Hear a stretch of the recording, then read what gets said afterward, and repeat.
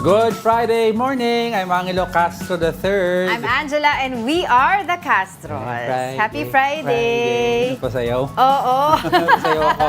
Kahit may gout. Pasabog mamaya Kahit may gout yan, nakakasayaw ako. Uy, hindi, kala nyo mga viewers natin na, na walang pagkain. Meron yan. Meron. Fresh kasi ang pagkain natin from Buddha's Belly. Oo. Kaya malapit nang ilagay sa lamesa. Abangan nyo kung ano yan. Niluluto pa. Hindi, luto na. Inaakit. Abangan nila kung ano yung ating magiging Anyway, breakfast for today. Happy Friday. Happy Friday. At surprisingly, going here, walang traffic. Bakit kaya, no? Oo. Hindi natin Anyway, all of this because we're serving you news in a countdown. All that before your second cup of coffee. This is Brunch.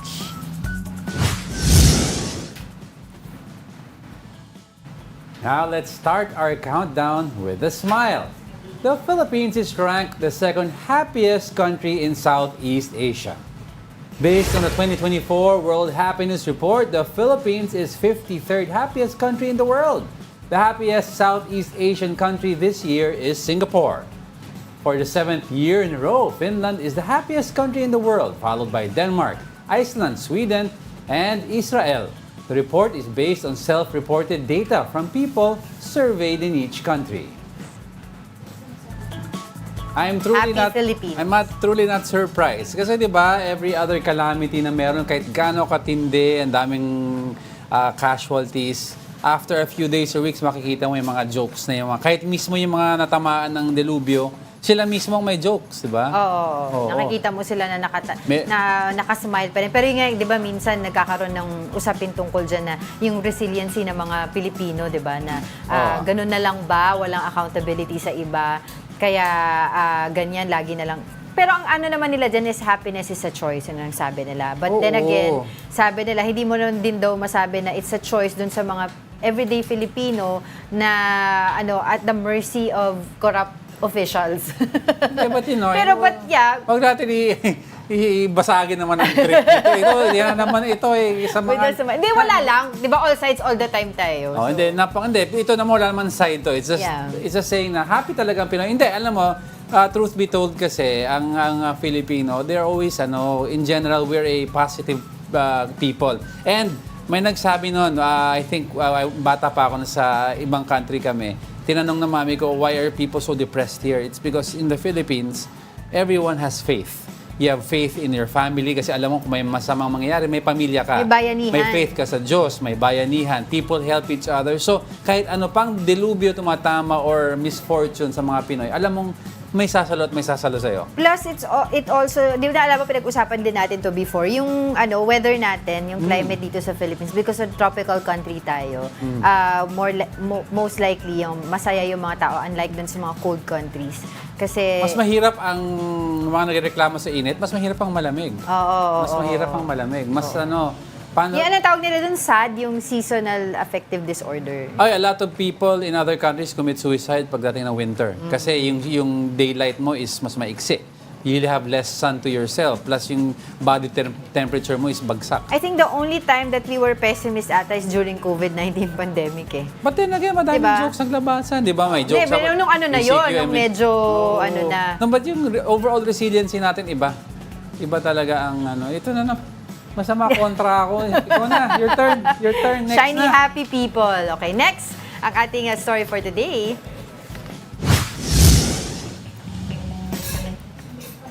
Serving you some sports news at the 9th spot, the Philippines will host the Federation Internacional de Volleyball Men's World Championship in 2025. FIVB President Dr.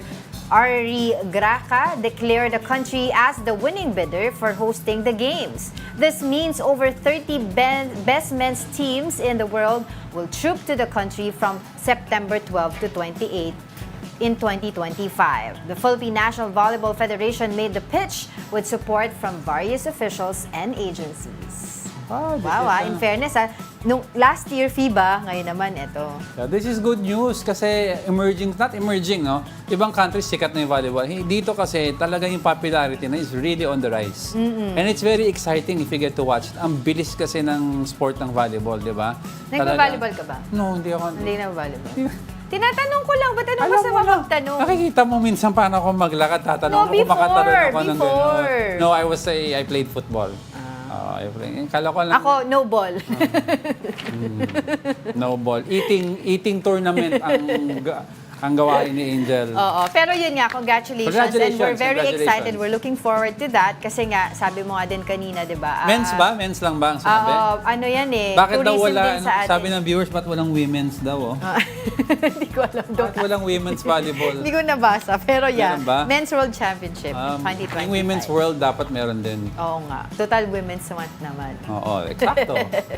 Alright, sige. Ano bang ating next story for today? 8th spot na tayo. It's the upcoming Holy Week break.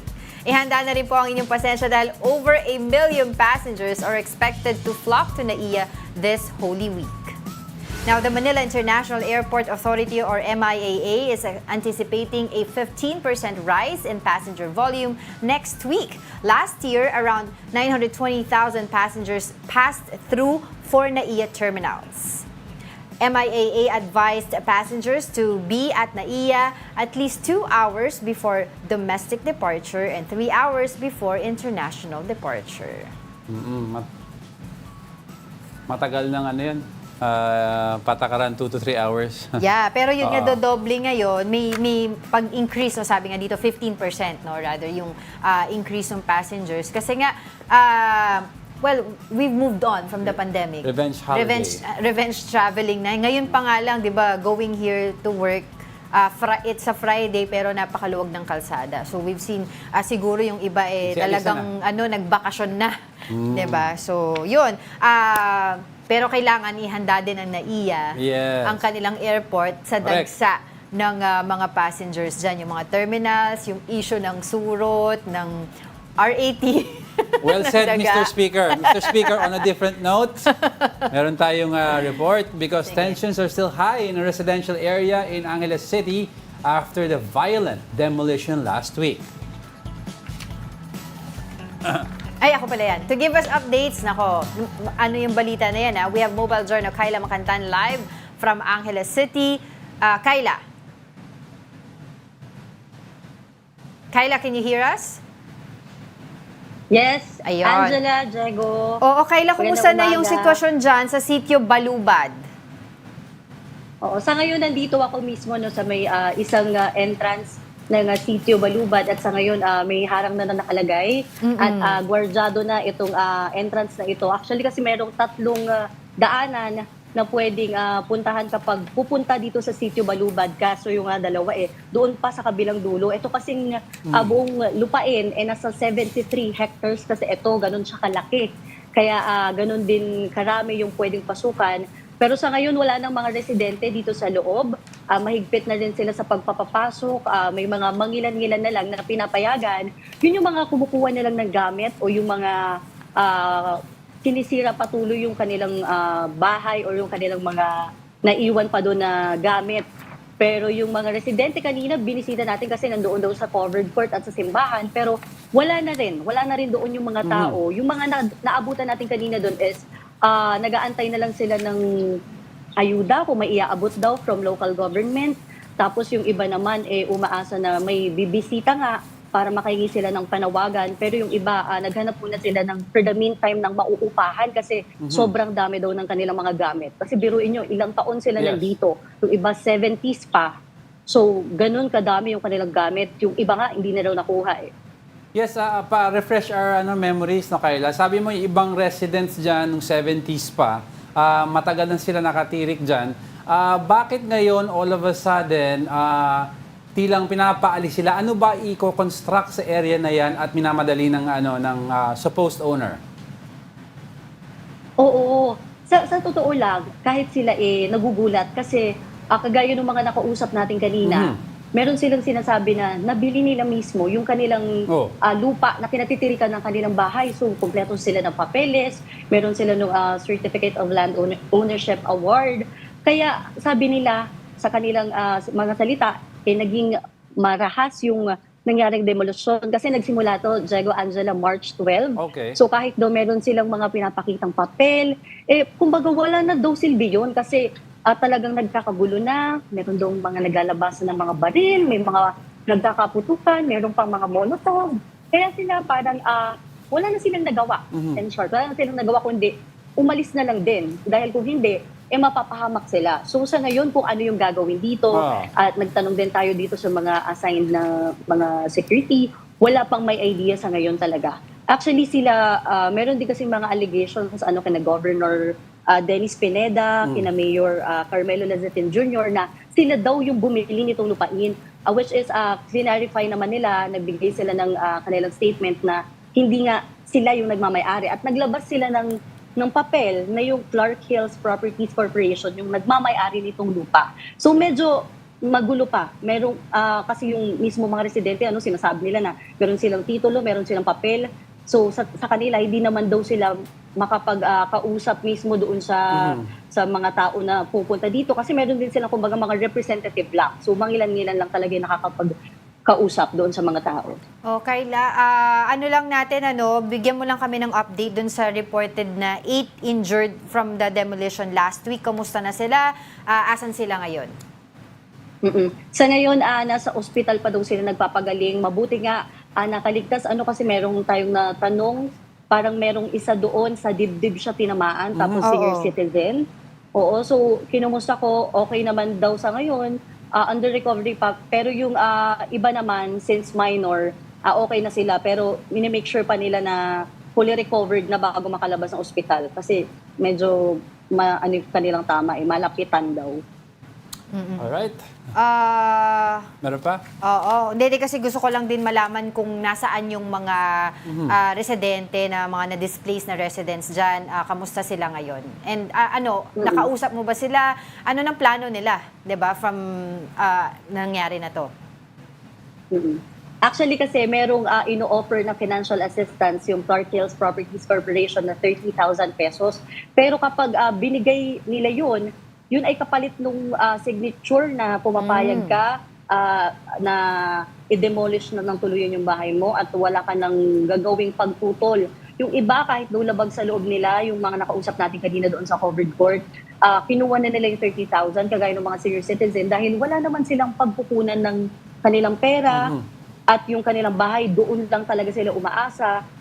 Kinuha na nila yung 30,000 pesos para makapag-umpa sa ngayon at makabili ng kanilang pangkain sa araw-araw. Pero yung iba hindi na natin naabutan kasi nga may isang linggo na rin eh. Yung iba daw nagkawatak-watak na sila, naghanap ng murang upahan. Kasi dito sa kanila, dito sa katabing barangay, may mga uupahan naman daw pero hindi bumababa ng 5,000 pesos. So imagine if yung 30,000 pesos na financial assistance, meron pang advance, deposit. So talagang ang hiling sana nila, relocation. Pero sa ngayon, ang hiling nila, yung tulong muna para makasurvive for everyday nila, yung pagkain muna talaga. Alright, thank you so much, Mobile Journal. Kayla Makantan, live from Angeles City. Dapat ang tawag dito, abangan natin yung magiging development ng story na yan and makausap sana natin yung Tsaka, mga stakeholders. A refresher lang, may mga journalist doon na tamaan ng karahasan daw doon from respected news agencies. Tapos nakuha na daw ng wallet, natutukan pa ng barel. Nako. Alright, coming up. After months of global manhunt, murder suspect Arnie Teves has been arrested in East Timor. And DepEd spares the rod for the viral scolding teacher who was simply given an advice instead. We are just getting started. More of our top 10 news when Brunch returns. Keep it here on One News.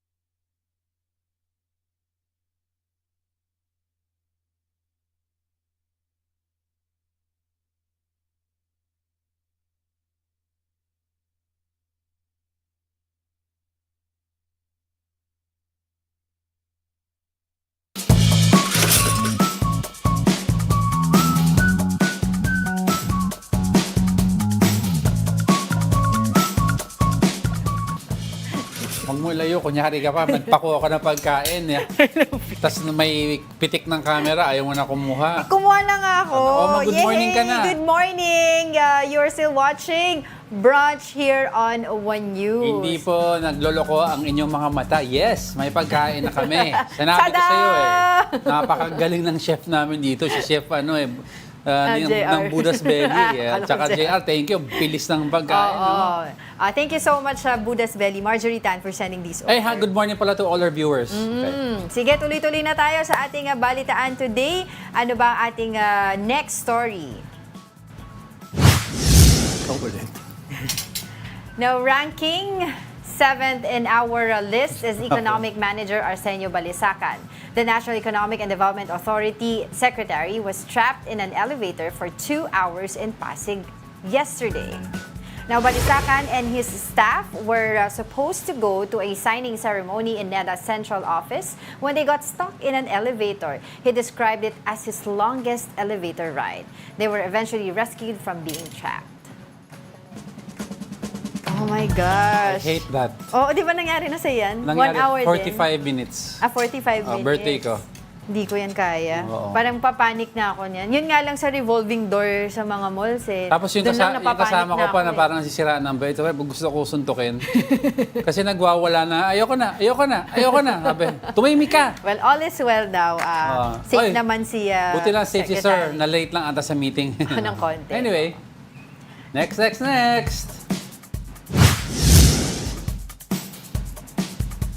Yay, ako na. Go! Kakain mo na. Kakain ka muna dyan because coming in hot at number 6 is finally expelled Congressman Arnie Teves was arrested in East Timor yesterday. The Justice Department said Teves was arrested while playing golf in the capital city of Dili. The capital city of Dili. The alleged mastermind behind the killing of Negros Oriental Governor Roel Degamo is now under the custody of Timorese police. East Timor's National Central Bureau is currently working his extradition to the Philippines. Degamo's widow and Pamplona Mayor Janice said she's expecting Teves to face the charges against him immediately. He would immediately be brought to the Philippines and face the charges against him. Po talaga yung i-expect namin na mangyari. Seeing Arnie behind bars, gusto ko talagang puntahan at tignan na ipasok siya sa kulungan. Finally, sabi nila, How di long? ba? Ilang taon naman itong saga? Almost a year eh. Almost a year. So, we, parang, di ba, nung una, pinapakiusapan pa siya pumunta, mag-attend ng hearing, pero hindi siya umuwi. He was out of the country when the news broke about the killing of Governor Degamo. He was seeking medical, nagpapacheck up siya doon, di ba? But apparently, hindi na siya umuwi from that. So, hopefully, maliwanagan nga kasi Matagal itong pa yan. issue Kasi na to may court cases pa yan. Kung hindi nga Haba nagkaroon pa yan. ng red notice, di ba? Hindi siya mahuli. Yeah. Nahuli siya habang nag-golf doon sa East Timor. Correct. All right, next.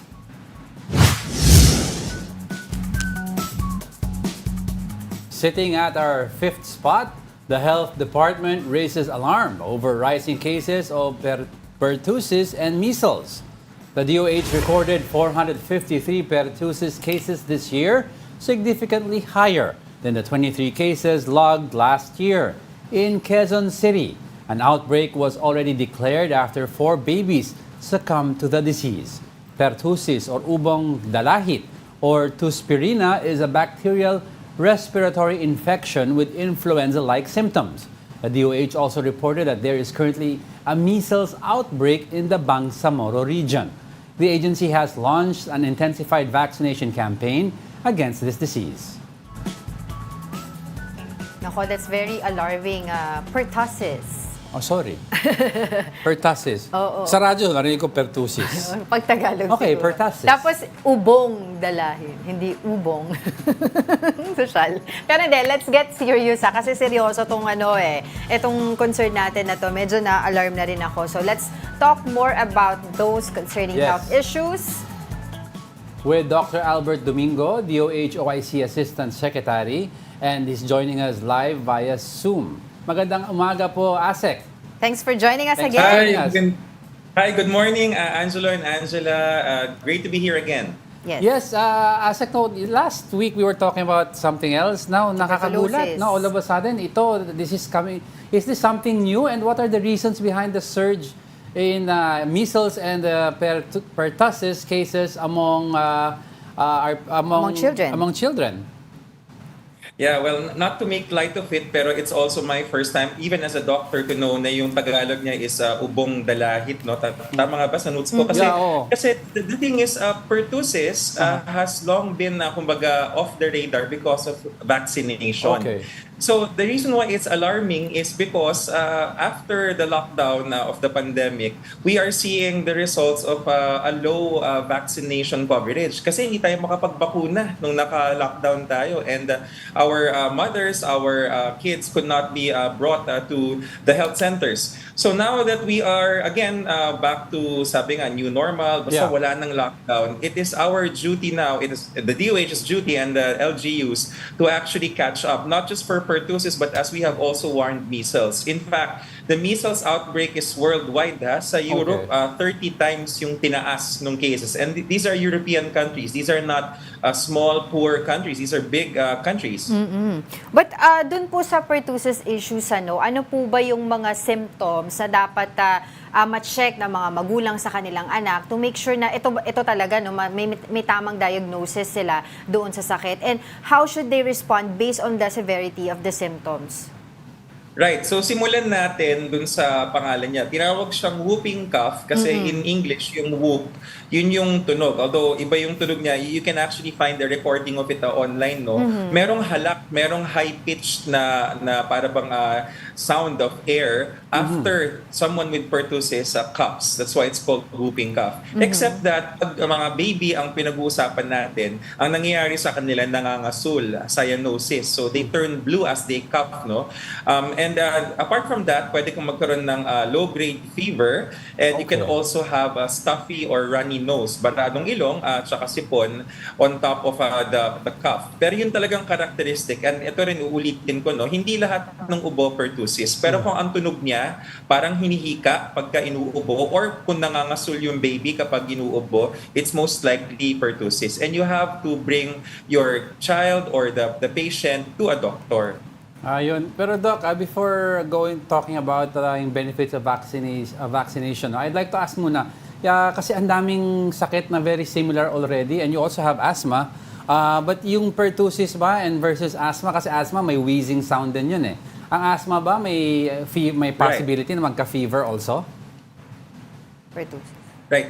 So how can asthma. very good question, no? Paano natin pagkakaiba-ibahin yung mga iba-ibang sakit na lahat sila respiratory? Simulan natin sa asthma. To begin with, kung ating pasyente ay may asthma, malamang ay matagal nang alam ng pasyente.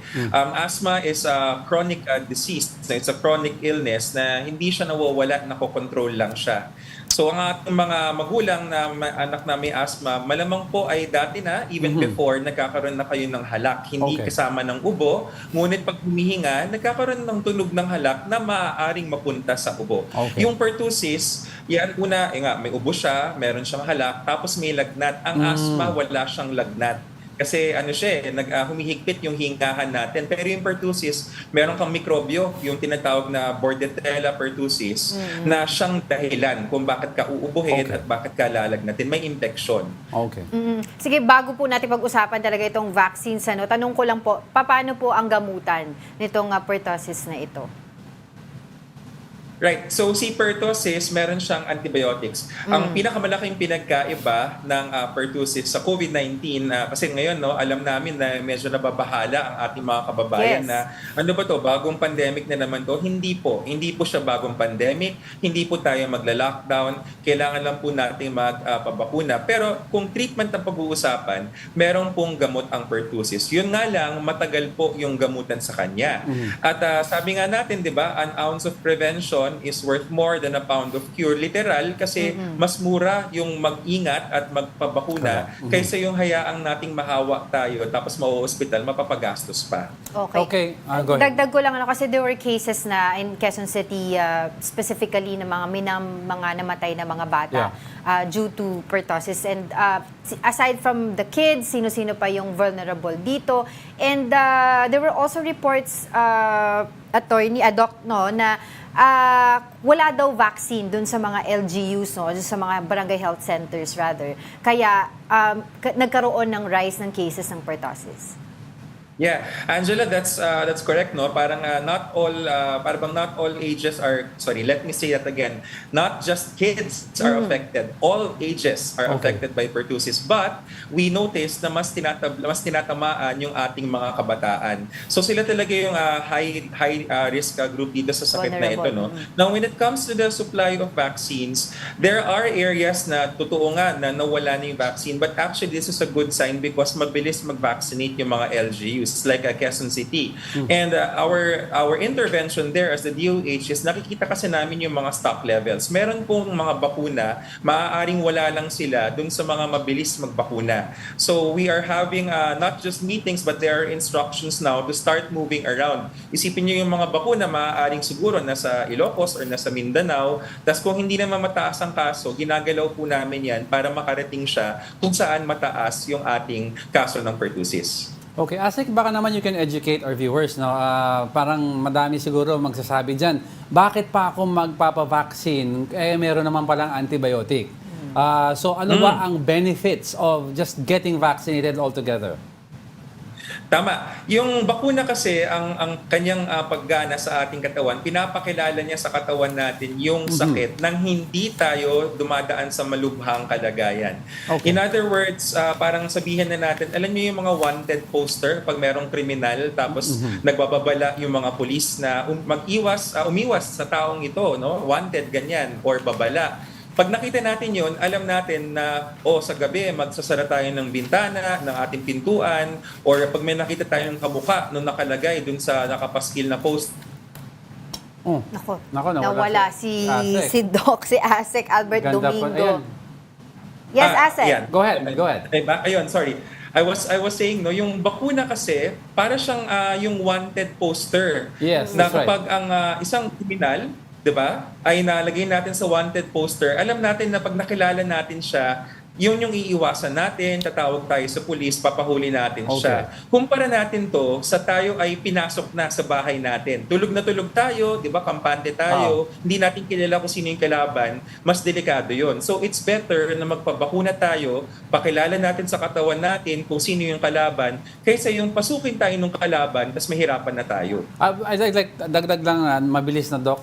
So you're saying, Doc, yung response ng pertussis to antibiotics is not as good, or you're just saying it's just better to play it safe? It takes longer. So the treatment for pertussis is longer than your usual pneumonia or usual cough.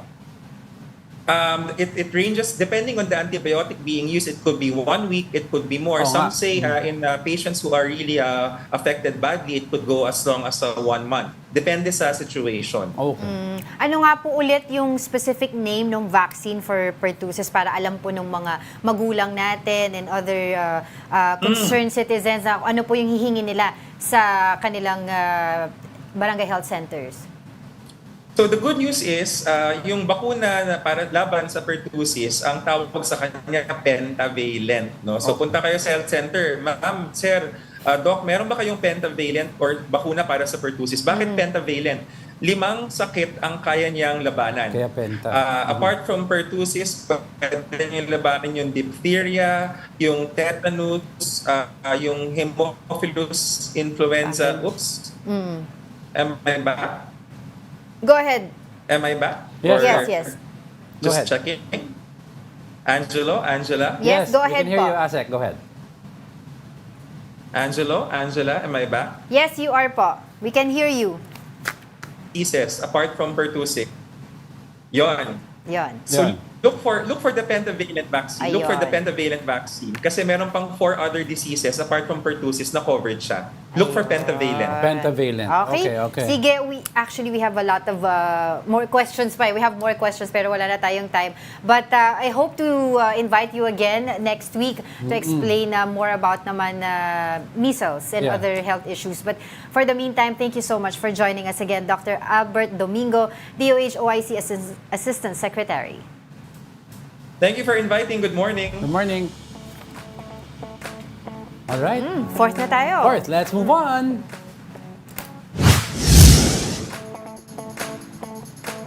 Ranking fourth in today's countdown is Pastor Apollo Kibuloy. The Davao City Police is still waiting for the Senate's arrest order for Kingdom of Jesus Christ leader Pastor Apollo Kibuloy. But they clarified it is not their job to arrest him. Here's the report. The security in areas of Kingdom of Jesus Christ or KJC in Davao City is currently tight. News 5 went to the Prayer Mountain in attempts to talk to the religious organization's founder and leader, Pastor Apollo Kibuloy. This is where the embattled pastor is allegedly hiding from the public. However, the security turned News 5 away. Pwede ba pumasok, sir? Pumasok? Pwede pumasok? Wala kayo, Wala. Hindi pwede. Hindi siya open sa public ngayon. Hindi po open sa public. Tagal na, naka-private to. The same thing happened to News 5 when they tried to enter the KJC Kingdom where worship services take place. There were also some people taking photos of them. The Senate released the arrest order for Kibuloy after snubbing the hearings about his alleged abuse of KJC members. The Davao City Police is still waiting for the arrest order to arrive in their city. But the Davao Region Police clarified they will not arrest Kibuloy. They will only assist the Senate Sergeant-at-Arms in arresting the televangelist. Ito naman pong warrant of arrest kay Pastor Kibuloy from the Senate. Ang mag-e-effect po nito ay yung Sergeant of Arms. Mag-a-assist lang po ang Philippine National Police sa pag-serve po ng warrant of arrest. And then after po nun, hindi po siya malalagay sa custody ng PNP. Diretso po siya doon sa Senado po. The Davao City Police is preparing for the possible protests of Kibuloy's supporters once he is arrested. In a text message, Kibuloy's legal team said they will remain mum while the pastor's arrest is pending. For News 5, Mon Gualvez, we are One News. Hindi ko alam Mabuti malinaw yun. Pero correct me if I'm wrong parang sa history ng pagpapanood ko ng mga Senate hearings, ngayon ata yung longest bago may ma-arrest sila ngayon. Umay na no? Diba, Tagal. reiterate, he's emulating the life of Christ. Jesus Christ would have walked in and presented himself and say, I'm not guilty. Anong problema nyo? Ewan ko. Gayahin na lang niya si Jesus. Pumasok na lang siya doon. Matatapos na to. Para matapos na. Lalo pang umiinit yung usapin. Napahaba pa eh. Oo. Napahaba pa masyado eh. So ngayon yung mga niya, hindi na siya napapanood ng live for the meantime. Nanonood na lang sila online nung Well, wala na rin ang niya. SMNI. Oo nga. Kaya nga online na lang sila. Online na lang sila. Okay, sige. Ang dami pa natin pag-uusapan today. So, what is our next story for today? Now, moving over to our top 3, Chinese ships tailed Philippine vessels en route to Pag-asa Island for a marine scientific research. The Chinese Coast Guard warned the Philippine personnel of their supposed illegal entry into the area on Tuesday. Despite that, the Coast Guard and Bureau of Fisheries and Aquatic Resources were still able to reach Sandy Cay 1 and 2.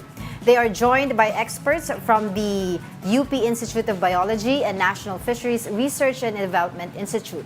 The biodiversity assessment comes following reports that China is deliberately destroying the corals in the area. We always rely with science, though. We don't want to give speculative statements to the public.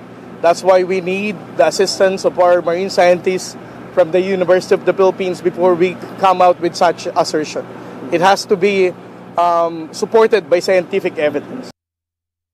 Now, meanwhile, some 36 Chinese nationals were previously recruited to be part of the PCG's auxiliary force. Although they have been delisted, some House lawmakers expressed concern about possible espionage. The Senate is also now considering to have its own investigation on the matter. In PCG's defense, these Chinese nationals were hired back when there was still no apparent maritime conflict with China. It adds that these foreign auxiliary force members were only assigned to humanitarian aid operations. Itong mga Chinese businessman na na-recruit po ng Philippine Coast Guard Auxiliary ay walang anumang partisipasyon po sa operasyon ng Philippine Coast Guard at wala rin silang direct access sa mga sensitibong areas ng Philippine Coast Guard. Ang trabaho lang po nila ay pagka po may mga humanitarian assistance at sila po ay nagbibigay ng mga donasyon. Wala po tayong matibay na basihan para maakusahan silang mga Chinese spies. 2015 pa pala. Pero clarify ha, they were not hired. Nagbigay sila ng donation. And as honorary, parang isole, may honorary position sila within the Philippine Coast Guard Auxiliary Force. So, hindi sila hinire mismo. And other nationals were recruited to join. You had people from France, you had people from the US. So, hindi naman lang yung Chinese. Saka di ba yung sinasabi nila yung national security clearance, binibigay yan para kung dun ka sa operation mismo ng within national security. Yung sinasabi ng PCG ni spokesperson Armand Balibo, wala daw sila. And they have no access whatsoever Pero to any, yun nga, some lawmakers like si Congressman Barbers is alarmed, sabi niya, na dito sa nangyayari. So they want to dive into it. Because and check the details. there's a dispute in the West There's a Sea. Kung walang dispute daw, it's okay. It's okay. Kasi sinasabi nila, bakit daw yung PCG, pag pupunta sila doon, magko-conduct ng resupply missions sila, laging nadudun na, may nakaabang na. So parang tinitignan nila, bakit baka may leak or whatsoever. Then we'll see kung ano yung titignan nila dito sa magiging investigation nila in the coming days. Alright, don't go away because we're not done yet. May dalawa pa tayo. Bahala kayo kung hindi kayo magstay with us. May pagbanta.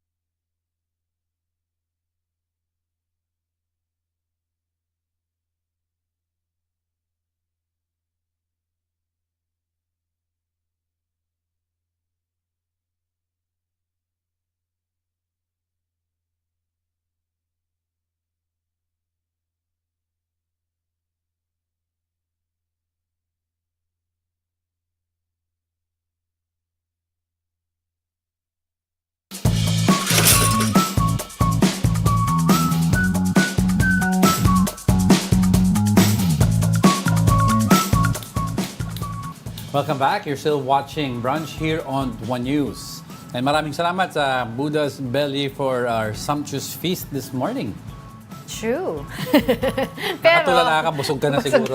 Ako. But before we switch to our top news for today, let's talk about switching off our lights to combat climate change. Now, we all know that the International Earth Hour is coming, but what exactly is our role here as Filipino citizens? To talk more about the initiative, we have WWF Philippines National Director, Attorney Angela Consuelo Ibay, here with us.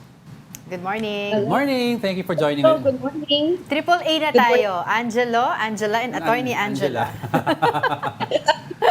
Okay, Attorney, now I'd like to ask, aside from the biggest movement of switching off, of course, non-essential electric lights for an hour, tell us more about what's new on Earth Hour for this year, 2024. Yeah, so thank you again for featuring us or asking us to be here at your program.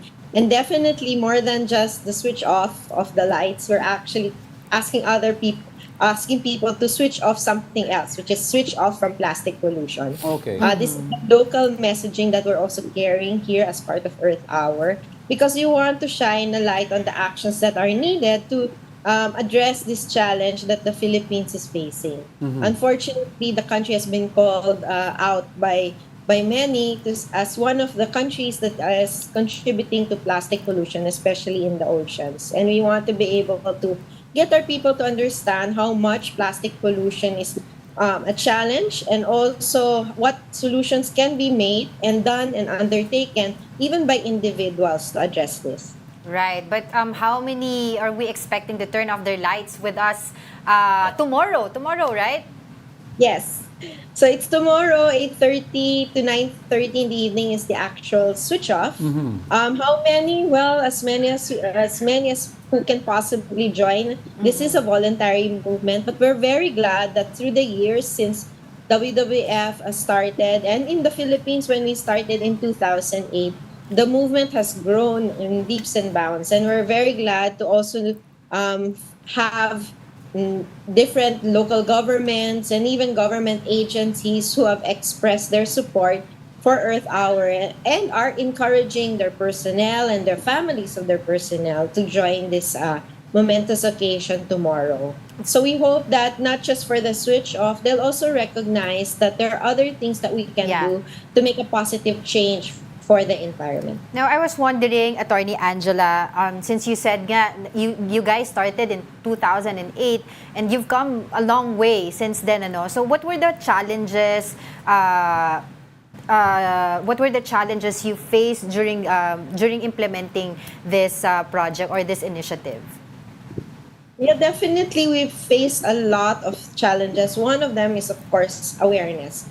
The Earth Hour has always started as a way to galvanize people, bring them together, and of course, to get them to understand the pressing issues that we're facing now, which is climate change and biodiversity loss. And raising the awareness is always, you have to find ways to make it creative and also find ways to make it stick in the minds of people and make them actually have it part and parcel of their lifestyle.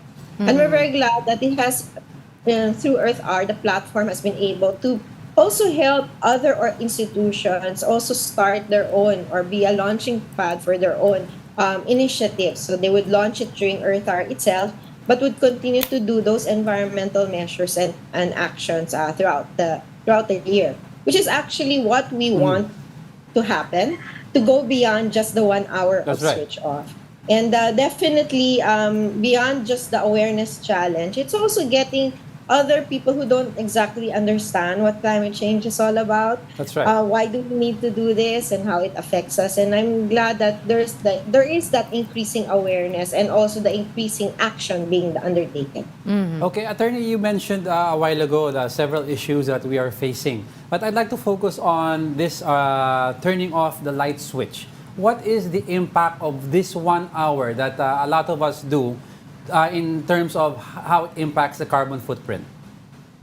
Yes, definitely. What we also explain to people that the impact of 1 hour is tremendous. All of us know that our electricity comes from power plants that generate this electricity, and the fuel for these power plants are oftentimes fossil fuel. Although the Department of Energy is really pushing to have more renewable energy into our generation mix. So we always explain that by fossil fuel, if you burn that, it comes with its own emissions. And those greenhouse gas emissions are the ones that make our planet warmer through global warming, and therefore also create the extreme weather events that we also see as impacts of climate change. Okay. So this cycle is something that we want to break and want to lessen those impacts. And the way we can do that is really attack on do actions in the energy sector that are going to be clean and renewable and sustainable. Because in the Philippines, almost 50% of our greenhouse gas emissions come from the energy sector. So it's clearly a sector that we need to work on. And we know that that's not just the only problem we're facing. That's why we have this other environmental challenges that we're also trying to shine a light. That these are challenges we still face, but we have ways by which we can act upon them.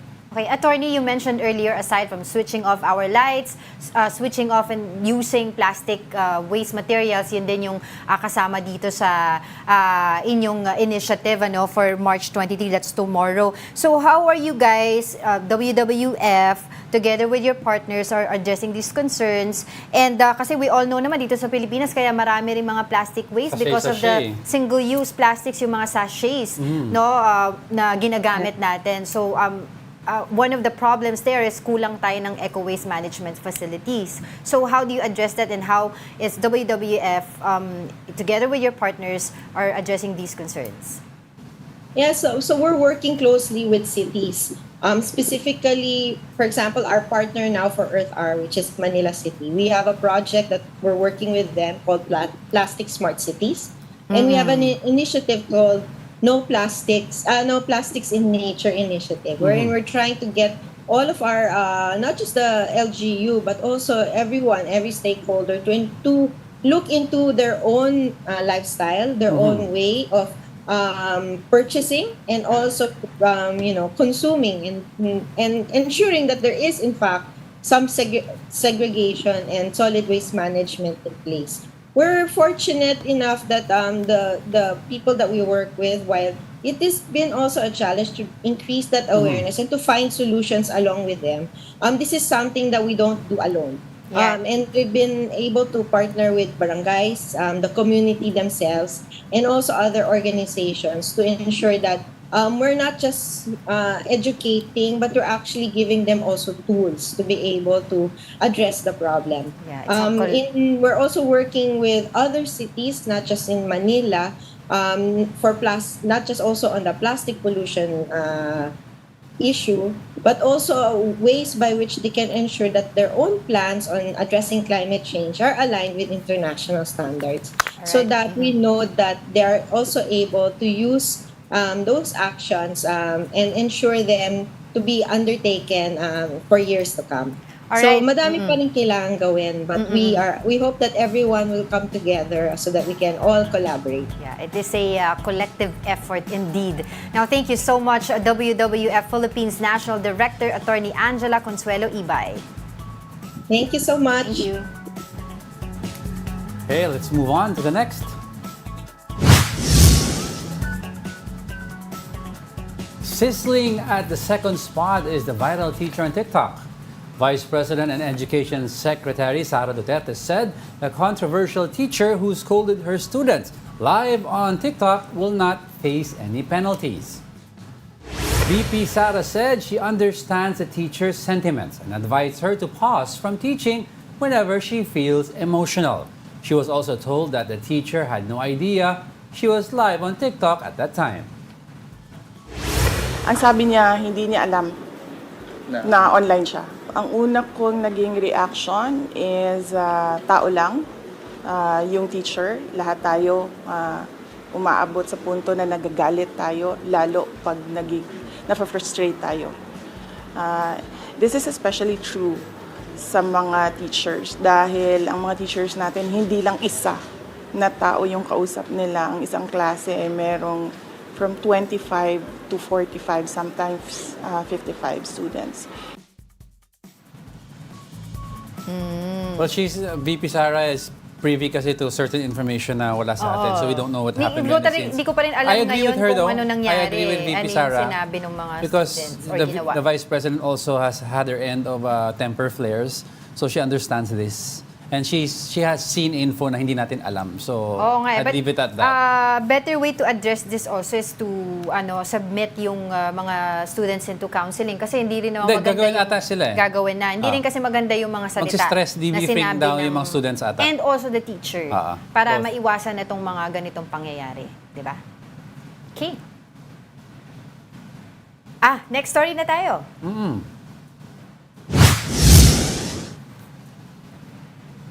Our top story for today, the alleged ghost students. This as nearly 20,000 beneficiaries of the DepEd voucher program appear undocumented. Here's the report.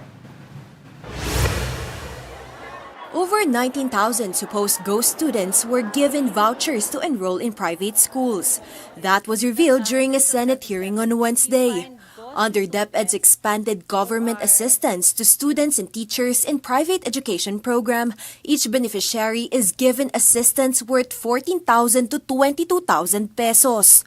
Senator Win Gatchalian, who chairs the Committee on Basic Education, flags the discrepancies.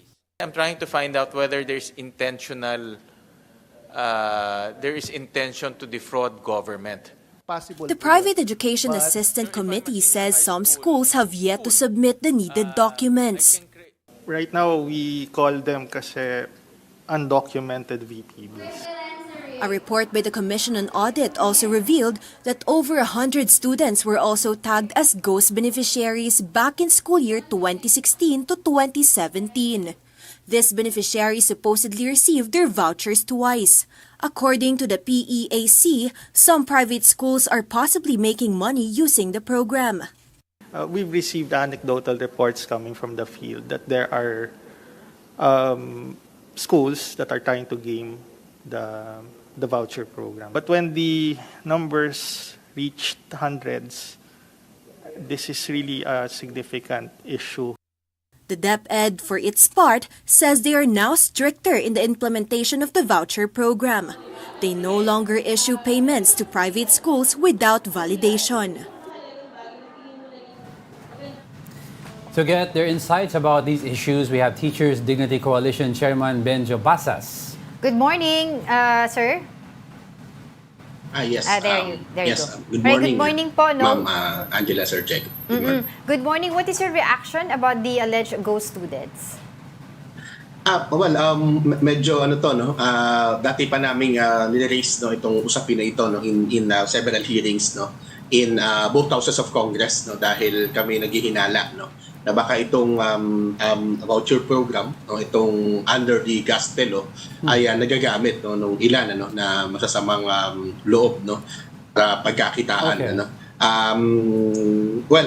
Continuous po yung mga hearings sa Congress. In fact, hindi naman to scrutinize Okay. yung ating pondo but in fact para doon sa expansion kasi there is a bill in fact pabasa na yan doon sa isang panel sa House expanding this program it will now cover if ever the law will be passed, it will now cover the elementary students right now po kasi madam meron lamang tayong coverage niyan sa high school and especially of course doon sa senior high school. Okay. Nung pumasok po tayo. So mukhang kasi ang laking pera na ginugugol ng ating gobyerno dito taon-taon.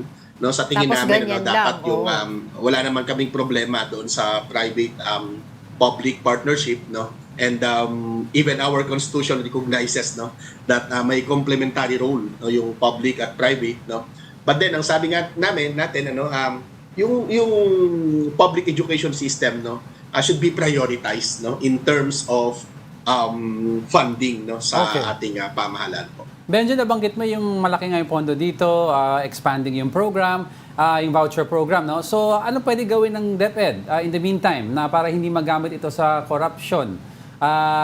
Pwede bang yung sinasabi nila na hindi muna mag-i-issue ng payment sa private schools kung walang validation? Okay ba sa inyo yan?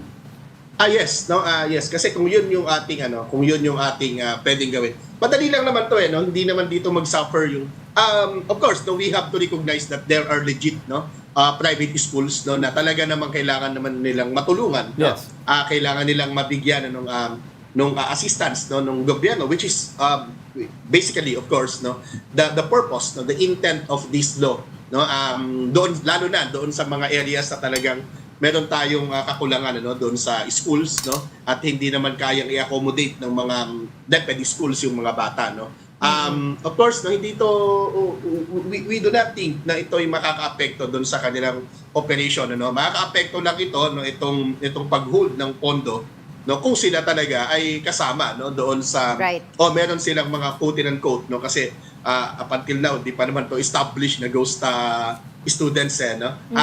Yung kailangan lang po natin talagang i-check, no, scrutinize, no, yung operation na ito. And we've been calling for that, no, ever since, no. Tignan natin, ano, dapat i-audit ng Department of Education ito, no. Tignan yung operation ng mga eskwelahan po na nagiging beneficiary nito, no, at nang sa gayon naman po ay mapunta, no, yung budget, no, doon sa dapat itong puntahan. At kung sa tingin po natin, if ever, no, ay hindi naman hindi karapat-dapat yung mga private schools, no, na binibigyan natin ng pondo, kunin natin yung budget, ilagay natin sa ating public education, ano. Nakulang rin naman tayo talaga, ano, doon sa lahat-lahat, no, ng basic mga necessities po na. Yes, Mr. Basas, we're not letting you go until we get your reaction about VP Sara Duterte on not giving penalties po dun sa teacher na nag-viral sa TikTok. Maikling lang po, reaction on that. For us, this is a positive development. No? We acknowledge, no, that empathy, no, given to our colleague, no, by no less than the Vice President and the Deputy Secretary. No? Ang sa amin lamang po, no, sana yung kanyang statement na ito ngayon ay matranslate, no, into policy, no, para naman po sa mga susunod, hindi naman po kailangang kaawaan yung teacher, no, o hindi kailangang magalit yung public sa teacher, no. Bagkus meron na po tayong clear-cut policy, no, on this matter po, no, kasi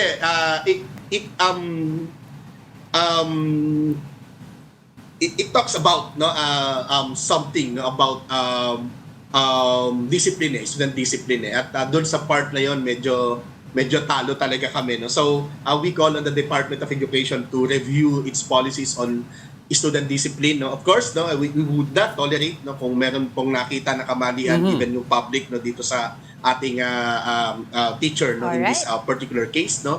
But of course, no, kailangan po namin na naman na maramdaman din naman yung caring at yung depensa, no, ng gobyerno, being as public school teachers and government employees for that matter. Alright. Kulang sa oras talaga. Kulang sa oras. But thank you so much for joining us, Teachers Dignity Coalition Chairman Benjo Basas. Good morning, sir. Salamat po. And a quote to share with you for this morning: leave nothing for tomorrow which can be done. Replay? No. Ito. There are 3 ways to ultimate success. The first way is to be kind. The second way is to be kind. And finally, the third way is still to be kind. Normalize Quote from Mr. Rogers. Mr. Di pa ako tapos magsalita. Be kind, be kind, and be kind. Normalize kindness. But thank you so much sa kabaitan nila Marjorie Tan mula sa Budas Belly and Chef Station for our breakfast or our brunch for today. And that wraps up today's Friday episode of Brunch. Happy weekend. Join us again next Monday. I'm Angela Lagunsad Castro. And I'm very sure I'm Angelo Castro III. We are One News. All sides, all the time. Happy weekend!